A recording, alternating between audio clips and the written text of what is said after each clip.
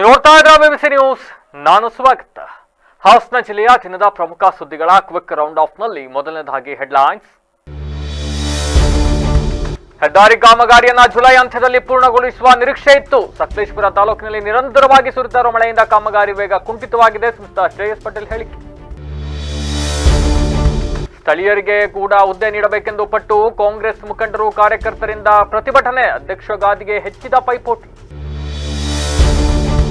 ವಯೋವೃದ್ಧ ದಂಪತಿಗಳ ನಿದ್ದೆಗೆಡಿಸಿದ ಒಂಟಿ ಸಲಗ. ರಾತ್ರೋರಾತ್ರಿ ಮನೆ ಬಾಗಿಲು ತಟ್ಟಿದ ಕಾಡಾನೆ. ವೃದ್ಧ ದಂಪತಿಗಳ ಪರದಾಟ. ಕನ್ನಡ ಬಂದ್ರು ಮಾತಾಡಲ್ಲ ಏನೀಗ ಅಂತ ದೌಲತ್ತು ತೋರಿದ ಮಹಿಳೆ. ರೊಚ್ಚಿಗೆದ್ದ ಕನ್ನಡ ಪರ ಸಂಘಟನೆಗಳು. ಕೊನೆಗೂ ಕ್ಷಮೆ ಯಾಚಿಸಿ ಕಾಲ್ಕಿತ್ತ ಹಿಂದಿ ಲೇಖಿ. ಬೇಲೂರು ತಾಲೂಕಿನ ಹಲವೆಡೆ ಬಿಟ್ಟು ಬಿಡದೆ ಸುರಿಯುತ್ತಿರೋ ಮಳೆ. 16 ಮರಗಳು, ವಿದ್ಯುತ್ ಕಂಬಗಳು ಧರೆಗೆ. ಸಕಲೇಶಪುರದ ಮಲೆನಾಡಿಗರ ಸಂಕಷ್ಟ. ಒಂದೆಡೆ ಮಳೆ, ಮತ್ತೊಂದೆಡೆ ಕಾಟಿಗಳ ಹಿಂಡು, ಇನ್ನೊಂದೆಡೆ ಕಾಡಾನೆ ಭೀತಿ.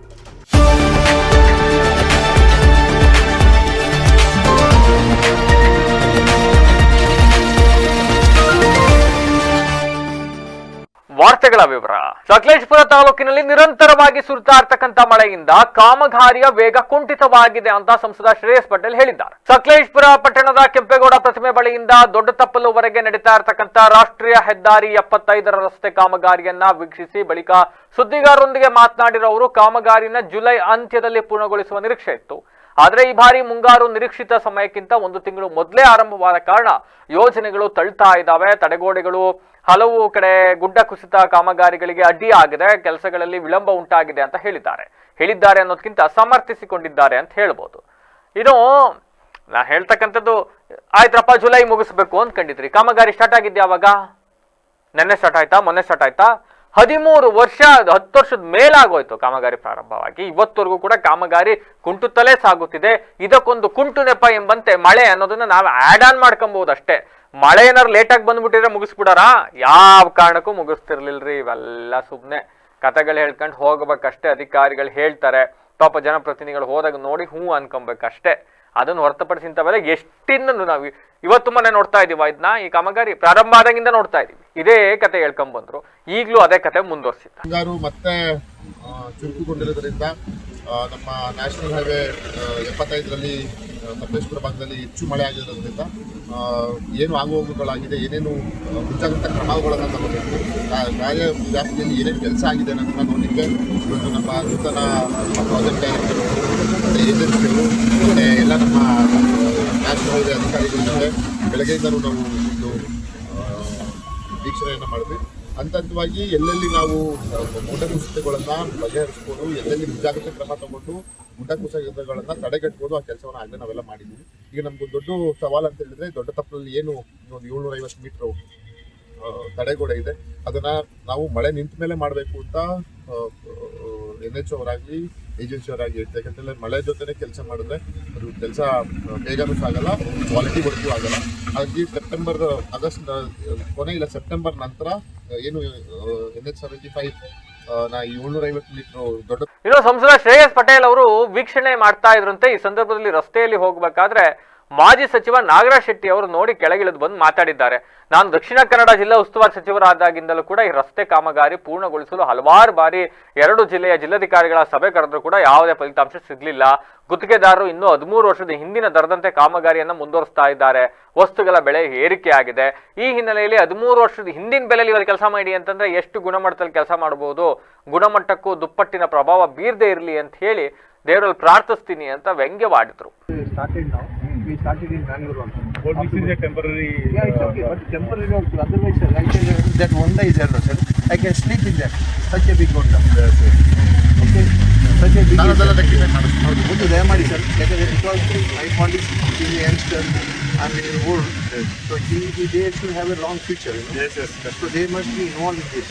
ಹಾಸನ, ಸಕಲೇಶಪುರ, ಮಂಗಳೂರು, ವಿಶೇಷವಾಗಿ ಮಂಗಳೂರು ಜಿಲ್ಲೆ ಹಾಗೂ ಕರಾವಳಿ ಜಿಲ್ಲೆಗಳಿಗೆ ಇದೊಂದು ಅತ್ಯುತ್ತಮವಾದಂಥ ಅತಿ ಯೋಗ್ಯವಾದಂಥ ರಸ್ತೆ. ಇದು ಶಿರಾಡಿ ಘಾಟ್. ಕಳೆದ 16 ವರ್ಷದಿಂದ ನಾವು ಭಾಳಷ್ಟು ಕಷ್ಟವನ್ನು ಅನುಭವಿಸ್ತಾ ಇದ್ದೇವೆ. ನಮ್ಮ ಇಡೀ ನವಮಂಗಳೂರು ಬಂದರು 100ರಲ್ಲಿ 50 ಭಾಗ ಕೆಲಸ ಇಲ್ಲದೆ ಕೂತಿದೆ ಈ ಒಂದು ಶಿರಾಡಿ ಘಾಟಿಂದಾಗಿ. ಎಲ್ಲ ನಮ್ಮ ಕರ್ನಾಟಕದ ಸಾಮಾನು ಎಕ್ಸ್ಪೋರ್ಟ್ ಇಂಪೋರ್ಟ್ ಬಾಕಿ ಅನ್ಯ ಪೋರ್ಟಿನಿಂದ, ಚೆನ್ನೈ ಮತ್ತು ಬೇರೆ ಪೋರ್ಟಿಂದ ಆಗ್ತಾ ಇದೆ. ಸೊ ಅದಕ್ಕೋಸ್ಕರ ಇದನ್ನು ಆದಷ್ಟು ಶೀಘ್ರದಲ್ಲಿ ಮಾಡಬೇಕು ಅಂತ ನಾವು ಸನ್ಮಾನ್ಯ ನಮ್ಮ ಕೇಂದ್ರದ ಮಂತ್ರಿಗಳಿಗೆ ಯಾವಾಗಲೂ ಮಾತಾಡ್ತಾ ಇದ್ದೇವೆ. ಅವರು ಒಪ್ಪಿಗೆ ಕೊಟ್ಟಿದ್ದಾರೆ, ಕೆಲಸ ಆಗ್ತಾ ಇದೆ. ಆದರೆ ಭಾಳ ನಿಧಾನಗತಿಯಿಂದ ಆಗ್ತಾ ಇದೆ. ಅದನ್ನು ಜೋರಾಗಿ ಮಾಡಿದರೆ ಬರುವ ಏಪ್ರಿಲ್ ಮೇಗಾದರೂ ಇದು ಒಂದು ಥರದ ಕಂಪ್ಲೀಟ್ ಆಗುವಂಥದ್ದು ಯೋಗ್ಯತೆ ಕಾಣ್ತಾ ಇದೆ. ಸೊ ಈ ನಿಟ್ಟಿನಲ್ಲಿ ನಮಗೆ ಅದಕ್ಕೋಸ್ಕರ ನಾನು ಸನ್ಮಾನ್ಯ ಲೋಕಸಭಾ ಸದಸ್ಯರು ಹಾಸನದ್ದು, ಲೋಕಸಭಾ ಸದಸ್ಯರು ಮಂಗಳೂರಿನವ್ರದ್ದು ನಾನು ಟಚ್ಚಲ್ಲಿದ್ದೆ ಆ್ಯಸ್ ಎ ಕೋಆರ್ಡಿನೇಟರ್. ನಮಗೇನು ವೆಸ್ಟರ್ನ್ ಇಂಟ್ರೆಸ್ಟ್ ಅಲ್ಲ ಪಾಪ ಇವರು ಜಿಲ್ಲಾ ಉಸ್ತುವಾರಿ ಸಚಿವರಾಗಿದ್ರಂತೆ ದಕ್ಷಿಣ ಕನ್ನಡದಲ್ಲಿ 13 ವರ್ಷದ ಹಿಂದೆ ಕತೆ ಹೇಳ್ತಾ ಇದ್ದಾರೆ. ಅವತ್ತಿಂದಲೂ ಕೂಡ ನಾವು ನಿರಂತರ ಪರಿಶ್ರಮ ಪಡ್ತಾ ಇದೀವರಪ್ಪ, ಆಗ್ಲಿಲ್ಲ, ಈಗಲಾದ್ರೂ ಆಗ್ಲಿ ಅಂತ ಕೇಳ್ಕೊಂಡಿದ್ದಾರೆ. ಇನ್ನು ಈ ಸಂದರ್ಭದಲ್ಲಿ ರಾಷ್ಟ್ರೀಯ ಹೆದ್ದಾರಿ ಅಭಿವೃದ್ಧಿ ಪ್ರಾಧಿಕಾರದ ಯೋಜನೆ ಅಧಿಕಾರಿ ಸೈಯದ್, ವ್ಯವಸ್ಥಾಪಕ ವಿಪಿನ್ ಶರ್ಮಾ, ತಹಸೀಲ್ದಾರ್ ಮೋಹನ್, ಕಾಂಗ್ರೆಸ್ ಮುಖಂಡರುಗಳೆಲ್ಲ ಹಾಜರಿದ್ದರಂತೆ. ಈ ಸಂದರ್ಭ ಹಾಸನ ನಗರಾಭಿವೃದ್ಧಿ ಪ್ರಾಧಿಕಾರದ ಅಧ್ಯಕ್ಷ ಹುದ್ದೆಯನ್ನ ಸ್ಥಳೀಯರಿಗೆ ನೀಡಬೇಕು ಅಂತ ಅಂದ್ರೆ ಹಾಸನ ವಿಧಾನಸಭಾ ಕ್ಷೇತ್ರದವರೆಗೆ ನೀಡಬೇಕು ಅಂತ ಆಗ್ರಹಿಸಿ ಯುವ ಕಾಂಗ್ರೆಸ್ ಕಾರ್ಯಕರ್ತರು ಹಾಗೂ ಮುಖಂಡರು ಹಾಸನ ನಗರದಲ್ಲಿ ಪ್ರತಿಭಟನೆಯನ್ನು ನಡೆಸಿದ್ದಾರೆ. ಹಾಸನ ನಗರದ ಜಿಲ್ಲಾ ಕಾಂಗ್ರೆಸ್ ಕಚೇರಿಯಿಂದ ಹೂಡ ಕಚೇರಿವರೆಗೆ ಮೆರವಣಿಗೆ ನಡೆದಲ್ಲಿ ಸಾಗಿದ ನೂರಾರು ಮಂದಿ ಮುಖಂಡರು ಕಾರ್ಯಕರ್ತರು ಹಾಸನ ವಿಧಾನಸಭಾ ಕ್ಷೇತ್ರದವರನ್ನೇ ಅಧ್ಯಕ್ಷರನ್ನಾಗಿ ಮಾಡಿ ಅಂತ ಒತ್ತಾಯಿಸಿದ್ದಾರೆ. ಹೊರಗಿನವರಿಗೆ ಮಣೆ ಹಾಕಿದ್ರೆ ಅವರಿಗೆ ನಗರದ ಅಭಿವೃದ್ಧಿ ಹಾಗೂ ಜನರ ಹಿತಕ್ಕೆ ಅವರ ಸ್ವ ಅಭಿವೃದ್ಧಿಯೇ ಮುಖ್ಯವಾಗುತ್ತದೆ, ಪಕ್ಷ ಸಂಘಟನೆಗೂ ತೊಂದರೆ ಆಗ್ತದೆ ಅಂತ ಎಚ್ಚರಿಕೆಯನ್ನು ನೀಡಿದ್ದಾರೆ. ಈ ವೇಳೆ ಯುವ ಮುಖಂಡ ಚಂದ್ರು ಅಂತಕ್ಕಂಥವ್ರು ಯಾರು ಮಾತನಾಡಿದ್ದಾರೆ. ಕಳೆದ ಹಲವು ವರ್ಷಗಳಿಂದ ಹಾಸನದಲ್ಲಿ ಪಕ್ಷ ಸಂಘಟನೆಗಾಗಿ ದುಡಿತಾ ಇರ್ತಕ್ಕಂಥ HK ಮಹೇಶ್ ಸೇರಿದಂತೆ ಸಾಕಷ್ಟು ಮಂದಿ ಇದ್ದಾರೆ. ಯಾರೇ ಆಗ್ಲಿ ಸ್ಥಳೀಯರಿಗೆ ಮಾತ್ರ ಆದ್ಯತೆ ಕೊಡಬೇಕು ಅಂತ ಒತ್ತಾಯಿಸಿದ್ದಾರೆ. ಇಲ್ಲ ಅಂತಂದ್ರೆ ಮತ್ತೆ ಪ್ರತಿಭಟನೆ ಮಾಡ್ತೀವಿ, ಮತ್ತೊಂದು ಇನ್ನೊಂದು ಅಂತ ಹೇಳ್ತಾ ಇದ್ದಾರೆ. ಇನ್ನು ಹಾಲಿ ಚಾಲ್ತಿಯಲ್ಲಿರ್ತಕ್ಕಂಥ ಪಟೇಲ್ ಶಿವಪ್ಪ ಅನ್ನೋರ ಹೆಸರು ಚಾಲ್ತಿಯಲ್ಲಿದೆಯಂತೆ, ಪ್ರಸನ್ನ ಅಂತಕ್ಕಂಥವ್ರ ಹೆಸರು ಚಾಲ್ತಿಯಲ್ಲಿದೆಯಂತೆ. ಹಾಗಾಗಿ ಅವ್ರು ಯಾರಿಗಾರು ಮಣೆ ಹಾಕಿಬಿಟ್ರೆ ಬೂತ್ ಪರಿಚಯವೇ ಇಲ್ಲದವ್ರನ್ನ ಕರ್ಕೊಂಡ್ಬಂದು ಇಲ್ಲಿ ಹಾಕಿ ಏನ್ ಮಾಡ್ತೀರಿ, ಸ್ಥಳೀಯರಿಗೆ ಕೊಡಿ, ಇಲ್ಲ ಅಂದ್ರೆ ಪ್ರತಿಭಟನೆ ಮಾಡ್ತೀವಿ ಅಂತ ಹೇಳಿ ಎಚ್ಚರಿಕೆಯನ್ನು ಕೊಟ್ಟಿದ್ದಾರೆ. ಪ್ರತಿಭಟನೆಯ ಉದ್ದೇಶ ಇವತ್ತು ಕಾಂಗ್ರೆಸ್ ಸರ್ಕಾರ ರಾಜ್ಯದಲ್ಲಿ ಅಧಿಕಾರದಲ್ಲಿದೆ. ಆದ್ರಿಂದ ಹಾಸನ ತಾಲೂಕಿನ ನಗರಾಭಿವೃದ್ಧಿ ಪ್ರಾಧಿಕಾರವನ್ನ ಹಾಸನ ಸ್ಥಳೀಯ ಮತದಾರ, ಹಾಸನ ವಿಧಾನಸಭಾ ಕ್ಷೇತ್ರದಲ್ಲಿ ವಾಸವಿರುವಂತ ಸ್ಥಳೀಯರಿಗೆ ಅವಕಾಶ ಮಾಡಿಕೊಡ್ಬೇಕು ಅಂತೇಳಿ ಆ ಅಧ್ಯಕ್ಷ ಸ್ಥಾನವನ್ನ ಸ್ಥಳೀಯರಿಗೆ ಮಾಡಿಕೊಡ್ಬೇಕು ಅಂತೇಳಿ ಇವತ್ತು ಹಾಸನ ವಿಧಾನಸಭಾ ಕ್ಷೇತ್ರದ ಕಾಂಗ್ರೆಸ್ ಕಾರ್ಯಕರ್ತರು ಇವತ್ತು ಪ್ರತಿಭಟನೆ ಮಾಡ್ತಾ ಇದ್ದೀವಿ. ಈ ಪ್ರತಿಭಟನೆ ನಮ್ಮ ನಾಯಕರಾದಂಥ ಸಿದ್ದರಾಮಯ್ಯನವ್ರಿಗೆ, DK ಶಿವಕುಮಾರ್ ಅವ್ರಿಗೆ ಮತ್ತು KN ರಾಜಣ್ಣ ಅವ್ರಿಗೆ, ಶ್ರೇಯಸ್ ಪಟೇಲ್ ಅವ್ರಿಗೆ, ಶಿವಲಿಂಗೇಗೌಡರಿಗೆ ತಲುಪಬೇಕು. ಯಾಕೆ ಅಂದರೆ ನೀವು ಹೊರಗಡೆಯವ್ರನ್ನ ತಗೊಬಂದು ಇಲ್ಲಿ ಹಾಕೋದ್ರಿಂದ ಪ್ರಯೋಜನ ಇಲ್ಲ. ಹೊರಗಡೆಯವ್ರು ಬರ್ತಾರೆ, ಅಧಿಕಾರ ಅನುಭವಿಸ್ಕೊಳ್ತಾರೆ, ಹೋಗ್ತಾರೆ. ಅವ್ರಿಗೆ ಇಲ್ಲಿ ಬೂತ್ ಗೊತ್ತಾ, ಹಳ್ಳಿ ಗೊತ್ತಾ, ಎಷ್ಟು ಪಂಚಾಯತ್ ಇದೆ ಅನ್ನೋದು ಗೊತ್ತಾ, ಎಷ್ಟು ಹಳ್ಳಿ ಇದೆ ಅನ್ನೋದು ಗೊತ್ತಾ, ಎಷ್ಟು ಬೂತ್ ಇದೆ ಅನ್ನೋದು ಗೊತ್ತಿಲ್ಲ. ಕಳೆದ ಬಾರಿ ಹೊರಗಡೆಯವರನ್ನ ಕರ್ಕೊಬಂದ್ರಿ, ಅವ್ರು ಅಧಿಕಾರ ಅನುಭವಿಸಿದ್ರು. ಕಾಂಗ್ರೆಸ್ ಆಫೀಸ್ಗೆ ಮತ್ತೆ ಅಧಿಕಾರ ಬಂದಾಗ ಇಲ್ಲಿಗೆ ಬಂದರು. ಆ ಪರಿಸ್ಥಿತಿ ಆಗೋದು ಬೇಡ. ಈ ತಾಲೂಕು 30 ವರ್ಷದಿಂದ ಹೀನಾಯ ಸ್ಥಿತಿಯಲ್ಲಿದೆ. ಕಾರ್ಯಕರ್ತರು ನೊಂದೋಗಿದ್ದಾರೆ. ಆದರೂ ಇವತ್ತು ಕಾರ್ಯಕರ್ತರು ಕಾಂಗ್ರೆಸ್ ಪರವಾಗಿ ತಾಲೂಕಲ್ಲಿದ್ದಾರೆ. ದಯಮಾಡಿ ಮಾನ್ಯ ಸಿದ್ದರಾಮಯ್ಯನವರು, ಮಾನ್ಯ ಉಪಮುಖ್ಯಮಂತ್ರಿ ಆದಂಥ DK ಶಿವಕುಮಾರ್ ಅವರು, ನಮ್ಮ AICC ಅಧ್ಯಕ್ಷರಾದಂಥ ಮಲ್ಲಿಕಾರ್ಜುನ್ ಖರ್ಗೆ ಅವರು, ರಾಜಣ್ಣ ಅವರು, ಶ್ರೇಯಸ್ ಪಟೇಲ್ ಅವರು, ಶಿವಲಿಂಗೇಗೌಡರು ದಯಮಾಡಿ ಸ್ಥಳೀಯರಿಗೆ ಅವಕಾಶ ಮಾಡಿಕೊಡಿ, ಕಾರ್ಯಕರ್ತರಿಗೆ ಉತ್ಸಾಹ ಕೊಡಿ. ಅದನ್ನು ಬಿಟ್ಬಿಟ್ಟು ನೀವು ಅರಸೀಕೆರೆ ಅವ್ರನ್ನೋ ಬೇರೆ ತಾಲೂಕವ್ರನ್ನ ತಗೊಬಂದಿಲ್ಲ ಹಾಕಿದ್ರೆ ಏನು ಸ್ವಾಮಿ ಪ್ರಯೋಜನ ಆಗಲ್ಲ. ಮತ್ತೆ ನಮ್ಮನ್ನ ಶೋಷಿತ ಮಾಡ್ತಿದ್ದೀರಾ ನೀವು. ಇನ್ನು ವಯೋವೃದ್ಧ ದಂಪತಿಗಳ ಒಂಟಿ ಮನೆಯ ಮುಂದೆ ಕಾಡಾನೆಯೊಂದು ಆಗಮಿಸಿ ಆತಂಕ ಸೃಷ್ಟಿಸಿರ್ತಕ್ಕಂಥ ಘಟನೆ ಸಕಲೇಶಪುರ ತಾಲೂಕಿನಲ್ಲಿ ನಡೆದಿದೆ. ಹೊಸದೇನಲ್ಲ ಇದು, ಬಟ್ ಆದ್ರೆ ಈ ತರದೊಂದು ಘಟನೆ ಮತ್ತೆ ಮರುಕಳಿಸಿದೆ. ಶಾಂತಪುರ ಗ್ರಾಮದ ರಾಜಯ್ಯ ಎಂಬುವವರ ತೋಟದ ಮನೆ ಮುಂದೆ ಭಾನುವಾರ ರಾತ್ರಿ ಒಂಟಿ ಕಾಡಾನೆ ಆವರಣಕ್ಕೆ ಬಂದಿದೆ. ಆನೆ ಆಹಾರ ಹುಡಿಕೊಂಡು ಬಂದು ಡೋರ್ ಬಾಗ್ಲು ತಟ್ಟಿದೆ. ಡೋರ್ ತೆಗ್ದಿಲ್ಲ ಸದ್ಯ ಇವ್ರ ಅದೃಷ್ಟ. ಯಾಕೆ ಅಂತಂದ್ರೆ ಒಳಗಡೆ ವೃದ್ಧ ದಂಪತಿಗಳಿಬ್ಬರಿದ್ರಂತೆ. ಕಿಟಕಿ ತಟ್ಟಿದೆ, ಡೋರ್ ತಟ್ಟಿದೆ, ಆದ್ರೆ ಅವ್ರು ಯಾರೋ ತೆಗ್ದಿಲ್ಲ. ಅವ್ರಿಗೆ ಪಾಪ ಹೊರಗಡೆ ಆನೆ ಇದೆ ಅಂತನೂ ಕೂಡ ಗೊತ್ತಿಲ್ಲ. ಒಳಗಡೆ ವೃದ್ಧ ದಂಪತಿಗಳಿದ್ದಾರೆ. ಅವ್ರ ಮಗ ಏನೋ ಭಾನುವಾರ ಅಂತ ಹೊರಗಡೆ ಎಲ್ಲ ಹೋಗಿದ್ರಂತೆ. CC ಕ್ಯಾಮ್ರಾ ಆ ಟೈಮ್ಗೆ ತೆಗೆದು ನೋಡಿದ್ದಾರೆ. ಪಾಪ ಅವ್ರ ಅದೃಷ್ಟ. ಆ ಟೈಮಲ್ಲಿ ದೊಡ್ಡ ಬೃಹದಾಕಾರವಾದ ಕಾಡಾನೆ ಬಂದು ನಿಂತ್ಕೊಂಡು ಬಾಕ್ಲು ತಡ್ತಾ ಇರೋದು ಗೊತ್ತಾಗಿದೆ. ಕೂಡಲೇ ಅಪ್ಪಂಗೆ ಫೋನ್ ಮಾಡಿ, ಅಪ್ಪ ಬಾಕ್ಲು ತೆಗಿಬೇಡ ಕಣಪ್ಪ, ಹೊರಗಡೆ ದೊಡ್ಡ ಆನೆ ನಿಂತಿದೆ ಅಂತ ಹೇಳಿದ್ದಾರೆ. ಆಗ ಎಚ್ಚೆತ್ತ ದಂಪತಿಗಳು ಒಳಗಡೆ ಭಯಭೀತರಾಗಿ ದಿನವನ್ನ ಕಳೆಯಬೇಕಾದಂತ ಭಯ ಅಲ್ವೇನ್ರಿ. ಆನೆ ಯಾವ ಕ್ಷಣದಲ್ಲಿ ಒಡ್ಕೊಂಡ್ಬರ್ಬೋದು ಡೋರು. ಪಾಪ ಇಬ್ಬರೇ ಇದ್ದಾರೆ ವೃದ್ಧರು. ಹಾಗಾಗಿ ಸಹಜವಾಗಿ ಅವರಿಗೆ ಆತಂಕ ಎದುರಾಗಿದೆ. ಅಂಡ್ ಈ ದೃಶ್ಯಾವಳಿಗಳೆಲ್ಲ CC ಕ್ಯಾಮ್ರಾಗಳಲ್ಲಿ ಸೆರೆ ಆಗಿದೆ.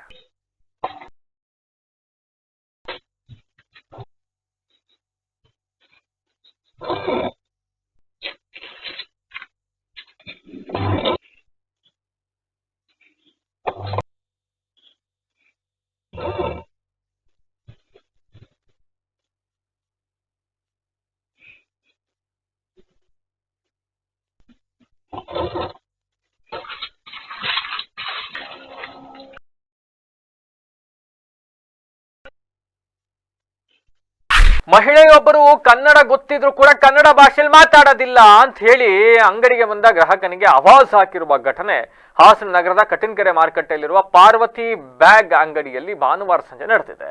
ಇವೆಲ್ಲ ಮೊದಲು ಬೆಂಗಳೂರಲ್ಲಿ ನೋಡ್ತಾ ಇದ್ವಿ. ಬೆಂಗಳೂರಲ್ಲಿ ಜಾಸ್ತಿ ಇತ್ತು ಯಾವಳಿ, ಈಗ ನಮ್ಮ ಹಾಸನಕ್ಕೂ ಬಂತು. ನಮ್ ದುರದೃಷ್ಟ. ಬ್ಯಾಗ್ ಅಂಗಡಿಯಲ್ಲಿ ಕೆಲಸ ಮಾಡೋ ಮಹಿಳೆಗೆ ಯಾರೋ ಒಬ್ರು ಬ್ಯಾಗ್ ಅಂಗಡಿಗೆ ಹೋಗಿದ್ದಾರೆ. ಬ್ಯಾಗ್ ರೇಟ್ ಎಷ್ಟಮ್ಮ ಅಂದಾಗ ಅದಕ್ಕೆ ಹಿಂದಿಲಿ ಏನೋ ಹೇಳಿದ್ದಾಳೆ. ನಮ್ಗೆ ಹಿಂದಿ ಬರಲ್ಲ, ಕನ್ನಡದಲ್ಲಿ ಹೇಳವಾ ಅಂತ ಹೇಳಿದ್ದಾರೆ. ಅವಳನ್ನ ಏನೋ ಆ ಸಂದರ್ಭದಲ್ಲಿ ದಿಮಾಗ್ ತೋರಿಸಿದ್ಯಂತೆ ಮಹಿಳೆ. ನಾನು ಹಿಂದಿಲೇ ಮಾತಾಡ್ತೀನಿ, ಏನೀಗ ನಾನು ಕನ್ನಡ ಬರುತ್ತೆ ಮಾತಾಡೋದಿಲ್ಲ, ಏನೀಗ ಹಂಗೆ ಹಿಂಗೆ ಅಂತ ಒಂದಿಷ್ಟು ಗಲಾಟೆ ಮಾಡಿದ್ದಾರೆ. ಇವರು ಒಂದಿಷ್ಟು ಕೂಗಾಡಿದ್ದಾರೆ. ಇವೆಲ್ಲ ಆದ್ಮೇಲೆ ವಿಡಿಯೋ ಮಾಡ್ಕೊಬಂದು ಸೋಷಿಯಲ್ ಮೀಡಿಯಾದಲ್ಲಿ ಹರಿಬಿಟ್ಟಿದ್ದಾರೆ. ಸೋಷಿಯಲ್ ಮೀಡಿಯಾದಲ್ಲಿ ಹರಿಬಿಟ್ಟ ನಂತರ ಇಂದು ಬೆಳಗ್ಗೆಯಿಂದ ವಿವಿಧ ಕನ್ನಡ ಪರ ಸಂಘಟನೆಗಳು ಅಂಗಡಿ ಮುಂದಕ್ಕೆ ಹೋಗಿದ್ದಾವೆ. ಮಾಲೀಕರ ಜೊತೆಗೆ ಒಂದಿಷ್ಟು ವಾಗ್ವಾದ ನಡೆಸಿದ್ದಾವೆ. ಮಹಿಳೆನ ನಿಲ್ಲಿಸ್ಕೊಂಡು ಕ್ಷಮೆ ಕೇಳಬೇಕು ಅಂತ ಹೇಳಿದ್ದಾರೆ. ಅದಾದ ಮೇಲೆ ನೆನ್ನೆ ಹಾರಾಡಿ ತೂರಾಡಿ ಕಿರ್ಚಾಡಿ ಕನ್ನಡ ಬರೋದಿಲ್ಲ, ನೀವೆಂಥದ್ದು ಕುತ್ತ ಗಿತ್ತ ಅದು ಇದು ಅಂತೆಲ್ಲ ಹೇಳಿ ದಿಮಾಗ್ ತೋರಿಸಿದ ಮಹಿಳೆ ಇವತ್ತು ಕಣ್ಣೀರು ಹಾಕಿ ಯಾರಿಗೂ ಕೇಳ್ದಂಗೆ ಸಾರಿ ಕೇಳಿ ಸ್ಥಳದಿಂದ ಕಾಲ್ ಕಿತ್ತಿದ್ದಾರೆ. ಹಿಂದಿ ರಾಷ್ಟ್ರ ಭಾಷೆ ಇಲ್ಲ, ಕನ್ನಡ ರಾಷ್ಟ್ರ ಭಾಷೆ. 22 ಭಾಷೆ ಇದೆ. ಬೋಳಿ ಮಕ್ಕಳ ಹಿಂದಿ ರಾಷ್ಟ್ರ ಭಾಷೆ ಅಂತ ನೀವು ಬೋಳಿ ಮಕ್ಕಳ ದುಡ್ದಾಕ್ಬಿಡ್ತು ಯಾಕೆ ನಿಮ್ನ ನಿಮ್ಗೆ ಏನಾರು ನಿಮ್ಗೆ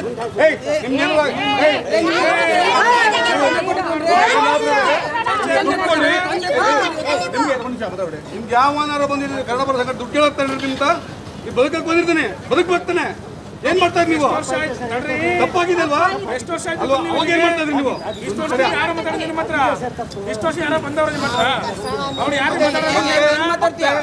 ಮತ್ತೆ ಹಿಂದಿಯವರು ಸೇರ್ಸ್ಕೊಂಡ್ರಿ ಬೇರೆ ಕಥಾಗುತ್ತೆ.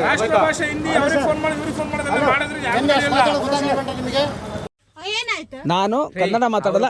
ಒಂದ್ ನಿಮಿಷ ಸುಮ್ಮನೆ ನಾನು ಕನ್ನಡ ಮಾತಾಡಲ್ಲ. ನಾನು ಹಿಂದಿ ಮಾತಾಡೋದು ಏನಾಯ್ತು? ವ್ಯಾಪಾರ ಮಾಡ್ಬೇಕಾದ್ರೆ ನಾನು ನಿಮ್ಗೆ ನಾನು ಗೊತ್ತಿಲ್ಲ ಅಷ್ಟೇ. ನಿಮ್ ಕನ್ನಡ ಗೊತ್ತಿಲ್ವಾ? ಸೈಲೆಂಟ್ ಮಾಡಿ ಅಷ್ಟೇ, ಓಕೆನಾ? ಹೌದು. ನಿಮ್ ಕನ್ನಡ ಬರಲ್ವಾ? ಮಾತಾಡಿ ಈ ಸೈಡ್. ಹೌದು. ಏನ್ರಿ? ಹೌದಾ? ನಿಮ್ ಕನ್ನಡ ಬರುತ್ತಾ? ನಾನು ಗೊತ್ತು. ಕನ್ನಡ ಮಾತಾಡಲ್ವಾ?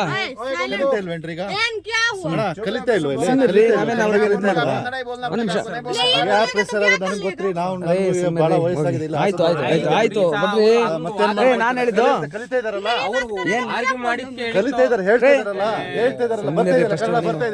ಎಲ್ಲಿ ಬರ್ತಾ ಇದೆ?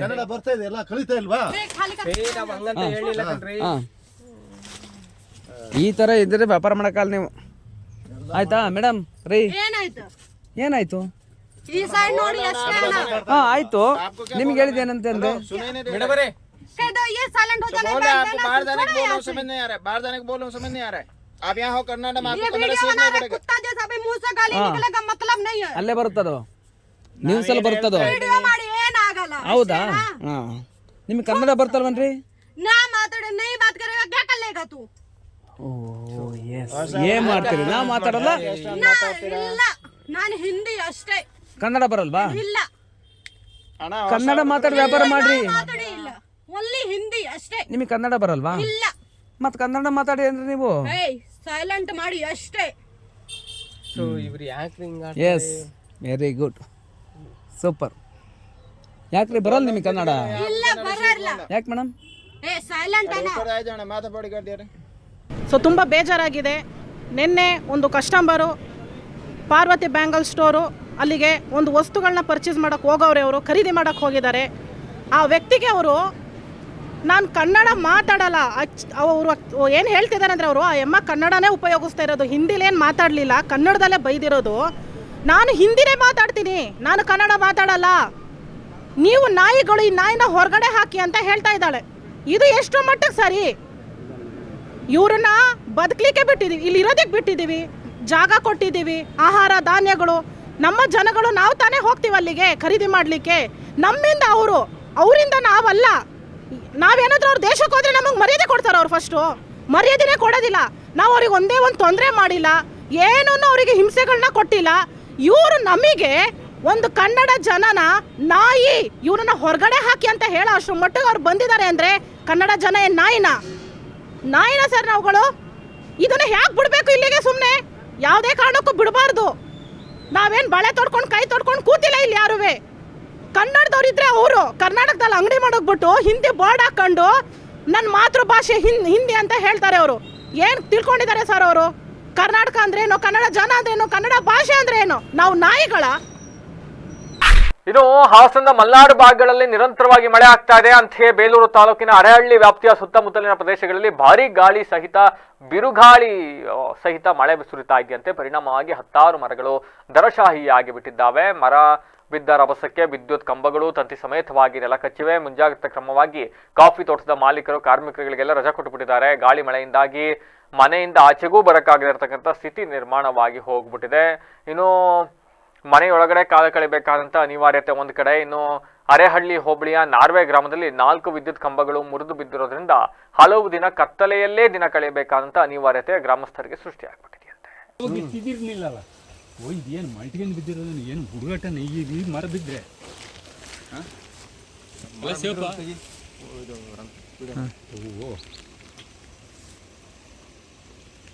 ಮೂರು ಕಂಬ ಹೋಗಿದ್ದು ನೋಡಲಿ ಮುಳು ಕಂಬನೇ ಮುಳ್ಕೊ ಬಿದ್ದಿತ್ತಲ್ಲ ಸರ್. ಅದು ಗಟ್ಟಿ ಕಂಬ ಆಕ್ಚುಲಿ ಆಗ ಅಲ್ಲಿಗೆ ತುಂಡಾಗಿ ಬೀಳುತ್ತೆ ಭೂಮಿ ಲೆವೆಲಿಗೆ. ಈಗ ಬಿದ್ದಿರೋ ಫೋರ್ಸಿಗೆ ನಡಿ ಮುಂದಕ್ಕೆ ನಡಿ ಹಂಗೆ. ಈಗ ಇದು ಎಂಥದ್ದು ಇದು ಇಲ್ಲ ಟಿವಿಗೆಲ್ಲ ಇದು ಮಾಡ್ತಾರೆ. ಈ ಕಡೆ ಹೋಗಿದೆ.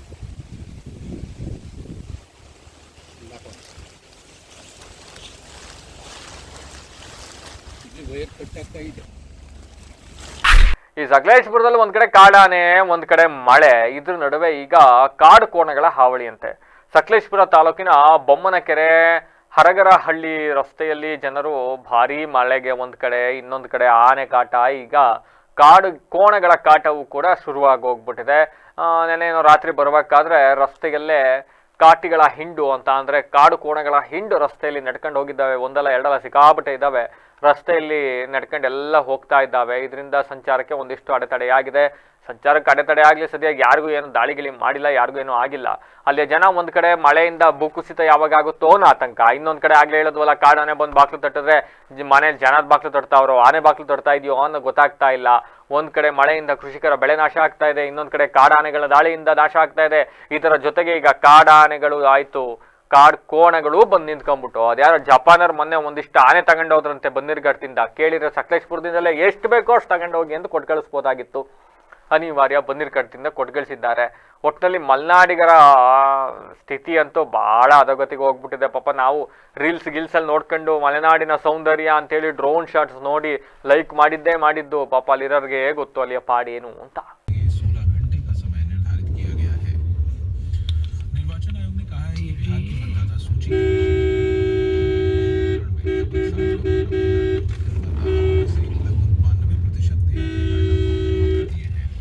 ಇದೀಗ ಮತ್ತೊಮ್ಮೆ ಹೆಡ್ಲೈನ್ಸ್. ಹೆದ್ದಾರಿ ಕಾಮಗಾರಿಯನ್ನ ಜುಲೈ ಅಂತ್ಯದಲ್ಲಿ ಪೂರ್ಣಗೊಳಿಸುವ ನಿರೀಕ್ಷೆ ಇತ್ತು. ಸಕಲೇಶಪುರ ತಾಲೂಕಿನಲ್ಲಿ ನಿರಂತರವಾಗಿ ಸುರಿತಾ ಇರುವ ಮಳೆಯಿಂದ ಕಾಮಗಾರಿ ವೇಗ ಕುಂಠಿತವಾಗಿದೆ. ಸಂಸದ ಶ್ರೇಯಸ್ ಪಟೇಲ್ ಹೇಳಿಕೆ. ಸ್ಥಳೀಯರಿಗೆ ಕೂಡ ಹುದ್ದೆ ನೀಡಬೇಕೆಂದು ಪಟ್ಟು ಕಾಂಗ್ರೆಸ್ ಮುಖಂಡರು ಕಾರ್ಯಕರ್ತರಿಂದ ಪ್ರತಿಭಟನೆ. ಅಧ್ಯಕ್ಷ ಗಾದಿಗೆ ಹೆಚ್ಚಿದ ಪೈಪೋಟಿ. ವಯೋವೃದ್ಧ ದಂಪತಿಗಳ ನಿದ್ದೆಗೆಡಿಸಿದ ಒಂಟಿ ಸಲಗ. ರಾತ್ರೋರಾತ್ರಿ ಮನೆ ಬಾಗಿಲು ತಟ್ಟಿದ ಕಾಡಾನೆ. ವೃದ್ಧ ದಂಪತಿಗಳ ಪರದಾಟ. ಕನ್ನಡ ಬಂದ್ರು ಮಾತಾಡಲ್ಲ ಏನೀಗ ಅಂತ ದೌಲತ್ತು ತೋರಿದ ಮಹಿಳೆ. ರೊಚ್ಚಿಗೆದ್ದ ಕನ್ನಡ ಪರ ಸಂಘಟನೆಗಳು. ಕೊನೆಗೂ ಕ್ಷಮೆಯಾಚಿಸಿ ಕಾಲ್ಕಿತ್ತ ಹಿಂದಿ ಲೇಖಿ. ಬೇಲೂರು ತಾಲೂಕಿನ ಹಲವೆಡೆ ಬಿಟ್ಟು ಬಿಡದೆ ಸುರಿಯುತ್ತಿರೋ ಮಳೆ. ಹತ್ತಾರು ಮರಗಳು, ವಿದ್ಯುತ್ ಕಂಬಗಳು ಧರೆಗೆ. ಸಕಲೇಶಪುರದ ಮಲೆನಾಡಿಗರ ಸಂಕಷ್ಟ. ಒಂದೆಡೆ ಮಳೆ, ಮತ್ತೊಂದೆಡೆ ಕಾಟಿಗಳ ಹಿಂಡು, ಇನ್ನೊಂದೆಡೆ ಕಾಡಾನೆ ಭೀತಿ. ಇದಾಗಿ ಸುತ್ತಿನ ವಿಶೇಷ ನಿರಂತರ ಸುದ್ದಿಗಾಗಿ ನೋಡ್ತಾ ಇರಿ BBC ಟಿವಿ. ಸದ್ಯದ ಕಡೆ ನಮ್ಮ ನಡೆ.